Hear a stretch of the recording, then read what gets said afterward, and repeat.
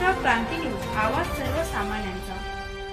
कडवण जागतिक आदिवासी दिनानिमित्त चणकापूर येथे हुतात्म्यांना अभिवादन. आमदार नितीन पवार यांच्या हस्ते ध्वजारोहण, अधिकारी वर्गाचीही उपस्थिती. कडवण तालुक्यातील चणकापूर येथील हुतात्मा स्मारक येथे क्रांती दिन व 9 ऑगस्ट जागतिक आदिवासी दिनानिमित्त विविध कार्यक्रम उत्साहात पार पडले.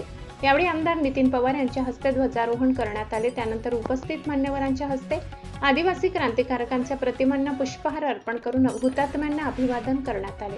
जागतिक आदिवासी दिनानिमित्त आयोजित या कार्यक्रमाला उपविभागीय अधिकारी तथा सहाय्यक जिल्हाधिकारी कश्मीरा संखे, तहसीलदार रोहिदास वारुडे, राष्ट्रवादी काँग्रेसचे कडवण तालुका अध्यक्ष राजेंद्र भामरे, कुंदन हिरे, कृषी उत्पन्न बाजार समितीचे संचालक ज्ञानदेव पवार, अभोणा पोलीस ठाण्याच्या सहाय्यक पोलीस निरीक्षक योगिता कोकाटे, गटविकास अधिकारी रमेश वाघ, बालविकास अधिकारी कोकणी, कृषी अधिकारी प्रणय हिरे, विस्तार अधिकारी युवराज सोनवणे, ग्रामपंचायत अधिकारी गंगाधर हाडस, शिलाश महाकाळे, तलाठी प्रदीप दळवी, पोलीस पाटील नंदू जगताप, माजी सरपंच ज्ञानदेव पवार यांच्यासह अधिकारी, पदाधिकारी व ग्रामस्थ मोठ्या संख्येने उपस्थित होते.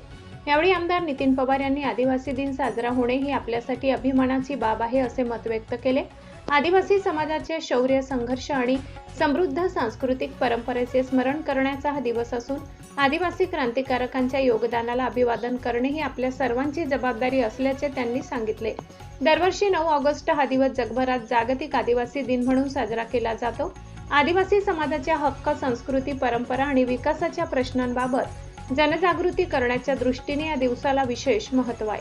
कार्यक्रमाच्या यशस्वी आयोजनासाठी ग्रामपंचायत अधिकारी गंगाधर हाडस, शिलास महाकाळे यांच्यासह ग्रामस्थांनी अथक परिश्रम घेतले.